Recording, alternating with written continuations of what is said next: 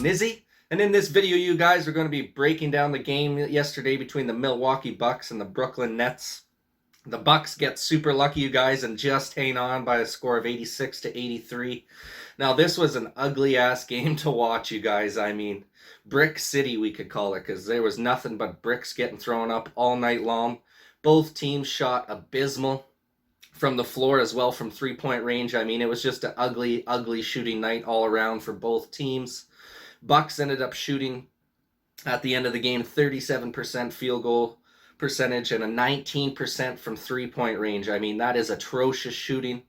Some of the most atrocious numbers I've seen from a team in the NBA playoffs in a while. The Nets didn't do much better with 36% from the field goal, 25% from three. I mean, both teams. That's why, in my opinion, you guys, Bucks got super lucky last night to be able to hang on for the victory, because not very often are you going to get that lucky where you have such a good shooting team like the Nets shoot 36 and 25% respectively, especially when the Bucks shoot that abysmal. The Bucks should have lost that game. They got super lucky that the Nets were having an off night. Giannis and Middleton step up a little bit, but still not super impressed. This should have been a blowout by all means. After that first quarter, I think the Bucks were up by like 15 or 16 points. In the first quarter, it was like a 30-11 score. They were just dusting them up in the first.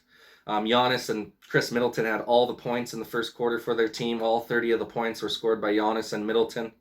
And then all of a sudden, they let Brooklyn climb right back into it.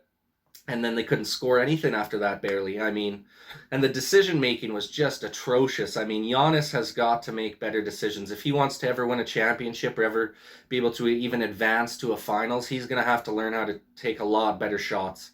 I mean, 14 of 31 from the field is not a good percentage when you're a big man center who scores most of your buckets inside the paint within 3 feet of the basket. And you're shooting 14 of 31, which is atrocious. And for some reason, Giannis feels like he has to take threes. Maybe Mike Budenholzer is telling him to take more threes. I don't know. But why in the hell is Giannis shooting 8 3-point shots in a game? Why? Like, how in the hell is their coach allowing him to shoot 8 3-pointers in a game? And it's not like he's getting open threes where they're passing it to him and he's hitting a catch and shoot 3 ball. These are like in transition. He's coming in. I'm just going to hit a pull-up 3 ball over top of a defender, and he just absolutely bricks them. I mean, I do not understand his decision-making on the floor in some of these instances. I mean, 1 of 8 from 3-point range is atrocious. He was the highest shooting 3-point shooter on the team. He took more 3-point shots than any other Buck on the team, which is just insane to me that your center, who's probably one of your worst 3-point shooters, taking the most 3 balls out of any player on your team. To me, that's very concerning. Not too sure why the coach didn't step in and say something to him. I mean, Giannis should never take 8 3-pointers ever. It doesn't matter what game it is. Doesn't matter if he's been hitting them. That's just too many shots from 3-point range. I mean, and he doesn't even hit them at a nice clip either. So that's just wasted possessions. You know, 5 or 6 or 7 of those shots, just an absolute wasted possession where he's just coming down and trying to hit a transition 3, which makes absolutely no sense to me whatsoever.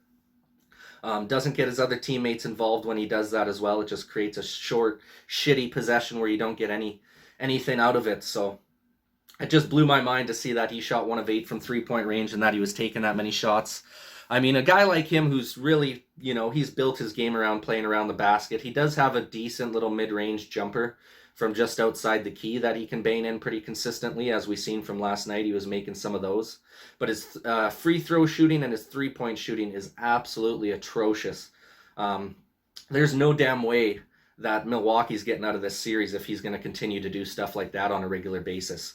That's just so many other shots that could have been created for other people.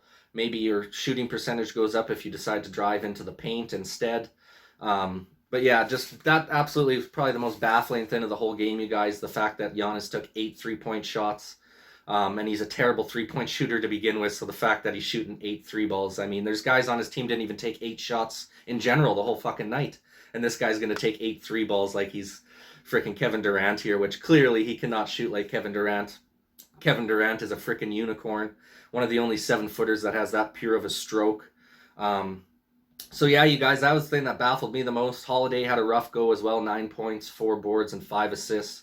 4-14 from the field, so he's been struggling in this series so far as well. Hasn't really been able to get himself going. Durant had a decent game, 30 points, 10 boards, 5 assists. Did pretty nice defensively, added 4 steals and a block. Kyrie pitched in a little bit with 22 points, 5 boards, 1 assist, and 3 steals on the defensive end as well. So not a great night from either of those guys. They had a little bit poor of a shooting night, obviously, as you could tell from the field goal range, but that was the entire team on both sides. No one was really shooting good. I mean, Joe Harris, your most clutch 3-point shooter on Brooklyn there, only went 1 of 11 from the field, so he had a terrible shooting night. Other than Durant and Kyrie, I think there was Brown there had like a 15-point night or something like that. Other than that, no one was really scoring for the Nets. And same thing on the Milwaukee Bucks side, you guys. I mean, 33 points for Giannis, 14 boards, 2 assists, 35, 15, and 1 for Middleton. After that, the next highest score is Holiday with 9 points. So nobody was able to get it done, really. A lot of the shots as well were taken by Giannis and Middleton, so a lot of the other guys on Milwaukee weren't really taking that many shots throughout the game. Obviously, with Giannis shooting 31 times, he took a bulk of the load. Middleton, I think, had 25 shots. I believe he was 12 of 25 from the floor. And then Holiday with 14 shots, 4 of 14. So those 3 guys took the bulk of the shots yesterday. But yeah, the decision-making's got to be a lot better. I mean, the Bucks got super lucky. They should be down 3-0 right now. You know, if they had better decision-making as well after they got that huge run where they were up 30-11 at the end of the first quarter there, they should have ran. They should have ran with that, especially with the Nets having an abysmal shooting night, having a really off game. They didn't play very well as a team last night.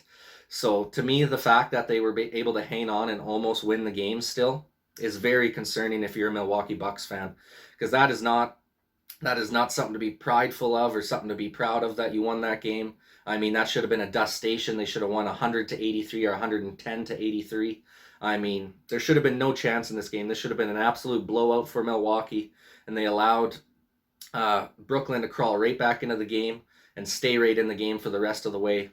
And just poor decision-making by their leader in Giannis, just making really bad decisions with some of his shooting, turnovers, all those little things, right? And just, they got complacent, I felt like. Milwaukee got super complacent after that first quarter, and things just kind of spiraled out of control for them out of there. And then luckily, Holiday comes up with that clutch lay-in at the end, otherwise it might have been going to overtime. Obviously, Durant came oh so close to hitting that buzzer-beater 3 to tie the game there at the end of regulation. Just hit the back of the rim and bounced out on him. But nonetheless, Milwaukee's back in the series. Now it's 2-1. Let me know what you guys think in the comments section down below. Really curious to get your guys' opinion on Giannis's weird shooting, taking 8 3-pointers. Just curious to see what you guys think on that and if he should be dialing that back a little bit. Just trying to stick to shooting within the paint. I know he shoots, I think, outside of 3 feet. There's a stat. He shoots like 33% on his shots outside of the paint, outside of 3 feet of the rim. So he's obviously not a guy who can shoot very well from range. So he's going to have to change that up if he's going to want to have any future success and be able to push on to a championship in the future. So anyways, you guys, let me know what you think in the comments section down below of last night's game between the Bucks and the Nets. And once again, you guys, I appreciate you taking the time to watch this video. And this is Nizzy with Nizzy Sports Cats signing off.